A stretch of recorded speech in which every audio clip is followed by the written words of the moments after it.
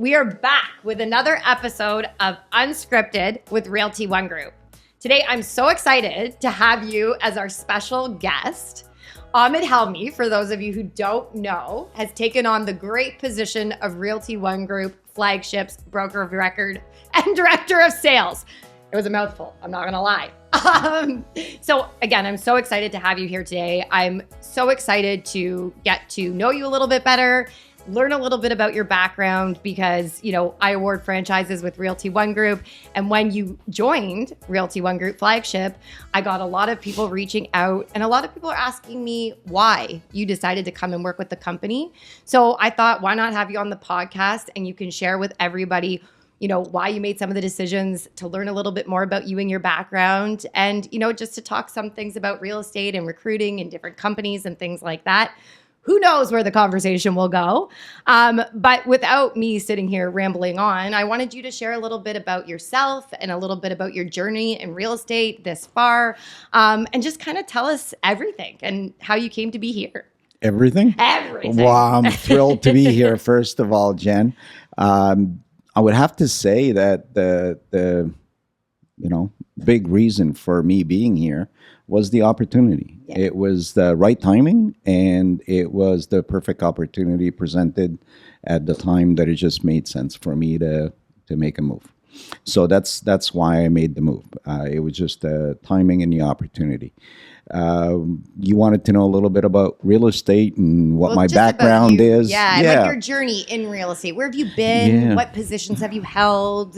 Because the small bits that you and I have talked, you were running a real estate company, you owned one. Like let's get into it, like a little bit of that and where you originally started your career in real estate.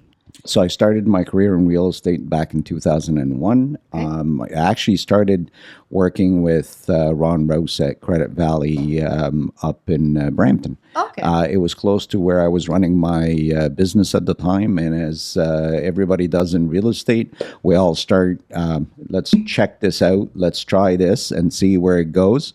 And the first 6 months, I thought I'd give myself 6 months to see what real estate would be all about. Yeah. And I did really, really well in the first 6 weeks. So I did incredibly well.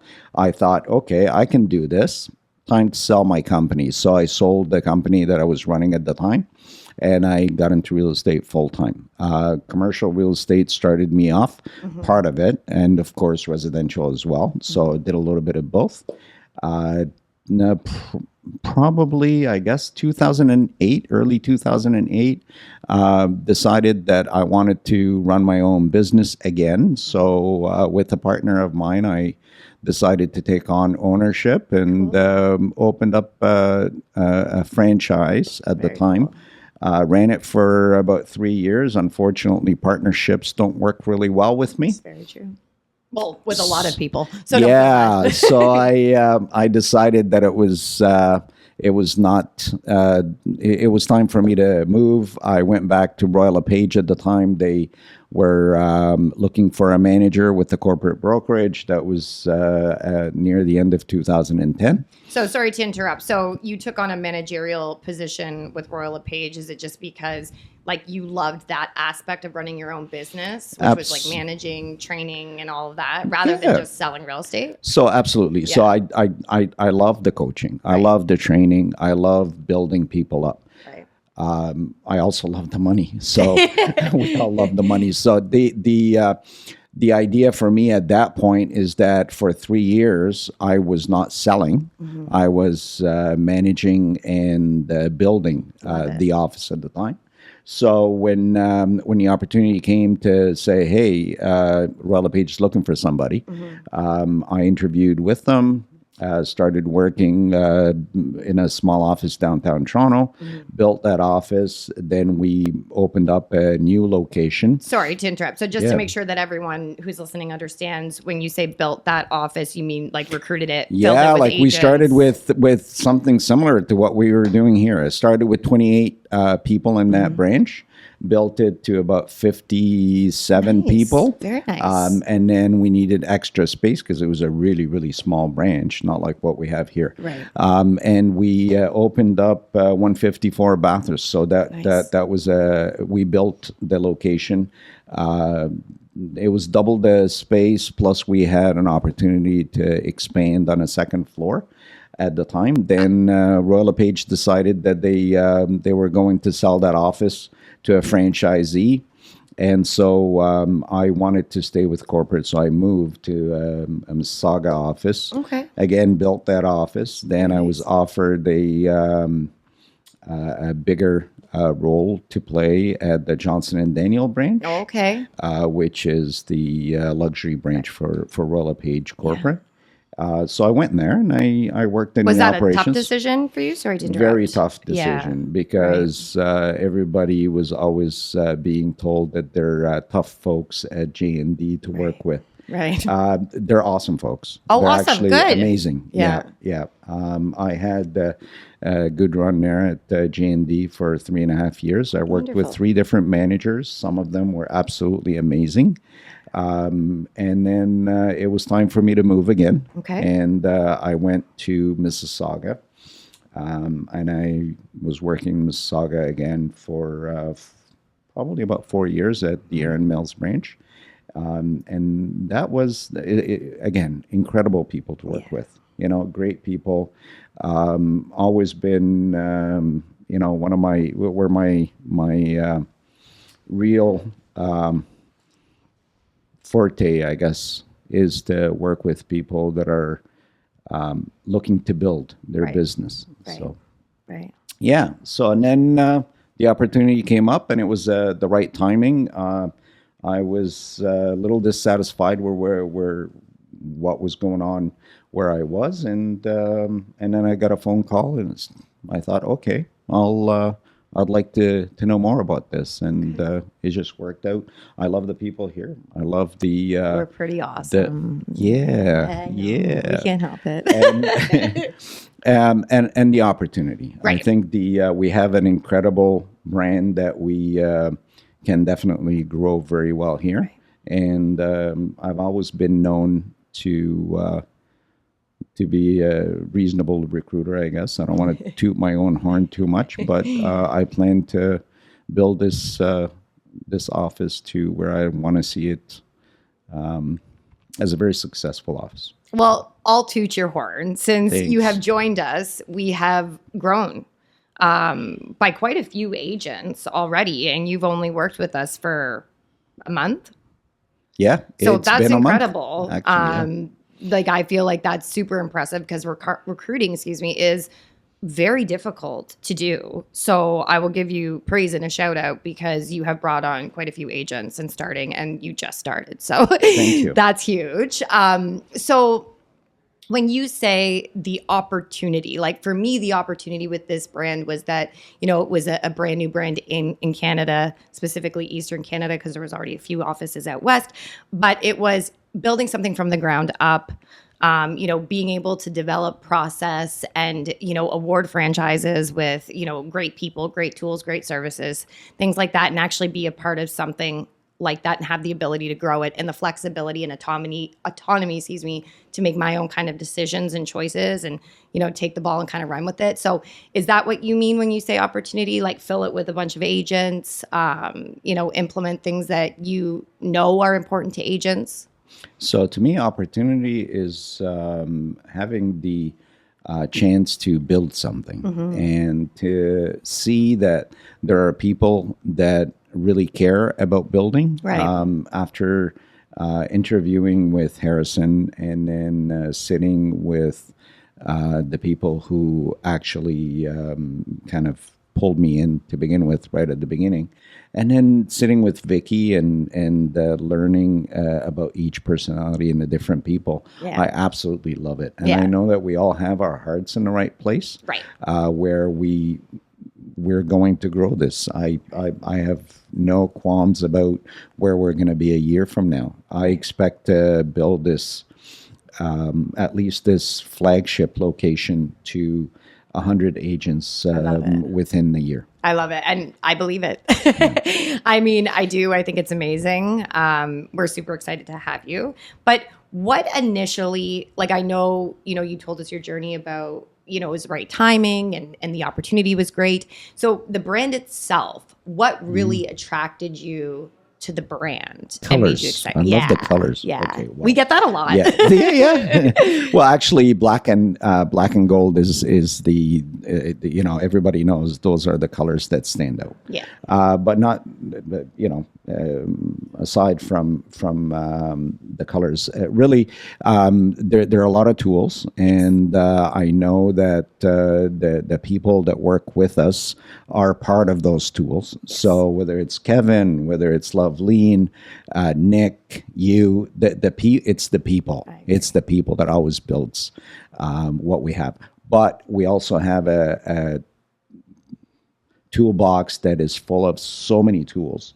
We're so far ahead of our, if you want to call it competition, or the people around us, in terms of technology, in terms of what we have to offer. And then at the end of the day, we also save agents some money. So if somebody is looking, some people are looking for mentoring, coaching, and training, as you know, with, the newer agents are looking for that, and they're looking for somebody who's going to guide them through. They're looking for support. Yeah. So we offer the 100% support, but we also offer 100% commission splits. Right. So there is no split. We've got a flat fee. Right. So that gives me an opportunity to say, hey, just think of what you had at the other company. Right. You have it here. Right. Plus, you also save yourself some money. Which is everything. So, well, everybody wants to save money. That's for sure. Yeah. That's for sure. So for the experienced agents, they're looking for support. They're looking for somebody to help them with the RICO cases. They're looking for somebody to guide them so that they don't have to go to RICO. Right. They're looking for somebody to help them with the board rules and what's going on here and there and that sort of thing. But it's not on a daily basis. It's more when they need it. But they need it. They want to make sure that it's there and that it actually is there. Absolutely. Not just someone who says that. Right? That's right. So I sat on the arbitration committee as a co-chair for 6 years. Yeah. I have fought whether it's an E&O issue, errors and omissions. Thank you. Yeah. Issue where we've taken care of our agents and made sure that we're there with them the whole way. Yeah. Or if it's a RICO case. Right. I've had friends who have called me to say, "Can you come and help me with a situation that I have with my local board?" And I've always been there to help them. So if I'm there to help my friends, I'm also there 100%. To help my agents 100%. Right. So for the experienced agents, that's what they're looking for. They're looking for somebody to pick up the phone and say, "Hey, I've got an issue. Can you help me with this right now?" Right. Because it can save them $10,000, $20,000, or whatever. Or at least it doesn't get them into a situation where they have to dig themselves out of it. Right. So either way, it's about support. Right. And for the agents that are experienced, they're saving quite a bit of money typically. So there has to be that safe place.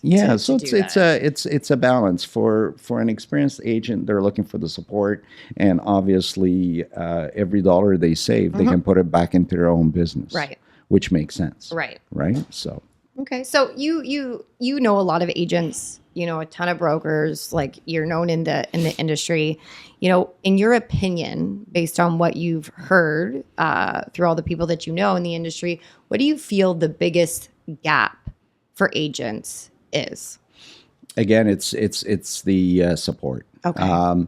A lot of times the agents will leave from one brokerage to go to another because they're not getting the support they need.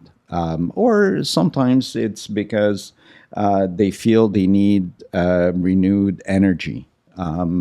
They put it as a renewed energy, but really what it says is, I don't feel I'm belonging here. And that means that they're looking for someone to really push and give them a little bit of motivation and mentoring to get them moving again. And that's part of the culture that we're offering here, is to make sure that we're there as support. Right.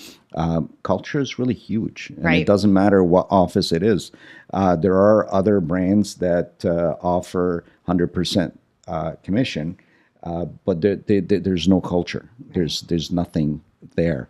With us, I always like to see and to promote the culture within the office, because to me, it's we're one big family, Right. and having that culture and support, it just I think it is a huge difference between us and any of the other brands out there that are offering 100% commission. You know what? I agree. I think culture is everything. And I feel like people don't realize how important culture is until they're in a bad one kind of situation. So I think that our culture is unlike any other as well. And what we're trying to create and all the support and stuff that you talk about, I think a lot of people can relate to that. Okay, so do you have, or what would be your main piece of advice for agents that are out there possibly thinking about switching brokerages, looking at other brokerages, looking at the opportunities that are available to them? What would you give them as a piece of advice, or what would you tell them to look for, not to look for while they're going through their journey? Well, I think one of the things that again, developing these things over the years, most importantly, is to sit with someone and ask the right questions. Make sure that they're going to get you started. So if it's a brand new agent, like I said, it's about getting you started. So getting you started with some sort of a goal, a plan to reach that goal, and someone who's going to coach you through that plan to make sure that you stick to it. Right. Go with your gut feeling. Yes. Oh yeah. You sit with somebody and you feel really comfortable. Yeah. That's where you probably should go, right? Gut feeling will always tell you, I feel really comfortable with this person. I don't feel right with that person. Trust your gut. It's all about trust. Yeah, I agree. At the end of the day, a consumer will work with an agent because they trust that agent. The agent has to be able to trust the person that they're sitting across from to actually deliver on what they're saying they're going to deliver. And so far, I like what we're doing, and I've always been able to. People follow me because of the fact that we have a no bull type of attitude. I've left brokerages back when I was selling real estate because I didn't feel that the manager was giving me straightforward answers. I felt that I was getting the runaround, and we don't do that. Getting the runaround is not going to give you the support that you need. I've even left jobs because I feel like I've gotten the runaround, right? So let's just be upfront, no bullshit, like you said. Yeah. I pride myself in giving proper answers, not just the cover my behind answers. Right. That's not my thing. It's still surprising, like talking to you at a brokerage level is just so interesting because I can't believe that kind of stuff happens. People want to protect themselves just as much as they want to protect the brokerage. And I'm all for that. I'm all for protecting the brokerage. But sometimes you also have to give the agent the answer that they need, not the answer that you should give them in the book. Right. But that, it's the experience that you have. It's the person that you are that's really helping and guiding and supporting those agents and giving what they need to hear, even though sometimes it's the harder thing to do. It's the right thing to do. There's, like I said, there's the written answer, and then there's the verbal answer that nobody's is gonna hopefully record, right? So. Okay, so I have one final question that I like to ask everybody, and it's: what are your thoughts on the state of real estate in Canada, and how does that industry changing, or how do you see the industry changing in the upcoming years? And then further to that, how is Realty ONE Group going to roll with these changes, potential changes? Yeah, so there's definitely a lot of changes going on in our industry right now with what's happening in the U.S. Right. NAR just sent me a new video about how to handle commissions, buyers' commissions on U.S. side right now. And of course, we haven't, we're not there yet. We're still dealing with the lawsuits in the courts. So just so in case if anybody listening doesn't know can you just give us like a high level overview of? Yeah, so there was a lawsuit in the U.S. Which is being settled, but NAR was involved, and as well as some of the major brokerages and franchising Like some of the major systems. brands, yeah. Yeah, so some have settled. So now we are facing a new way of dealing with commissions when it comes to buyer's commissions. So NAR is suggesting that we do not, or they're I guess stating that we do not offer commissions within the listing, and to have that open, which makes sense. In Canada, we've got people who are offering $1 cooperating brokers commission to 3%, 3.5%. We have some that are offering a percentage with a bonus if sold before such and such a date. So I mean, buyers commissions have always been negotiable, just like listing commission has always been negotiable. Some people take it, for total 2%, and some people take it for 6 and 7%. Right. It's always been negotiable. So I think it will come to play here in Canada. Right. How long that's going to take? Probably still. Like years, I would suggest. Are we talking? Yeah, I would suggest at least a couple of years. Right. In my own mind, again, no one really knows how long things will take. But with that, I think it will never go. In again, my thoughts on our industry. No one will ever go and buy a house without actually seeing the house. It doesn't make any sense. Most people, again, for residential real estate, it's all about the feeling and the seeing 100%. And the emotions. Right. You're buying a home to live in. Right. So you're also buying something. The average house is more than $1 million in most of our markets. If you're looking at to spend $1 million and you don't get someone to help you through the purchase, it doesn't make any sense. No, it doesn't. Not at all. It's not like a garment that you can buy from an online store. Right.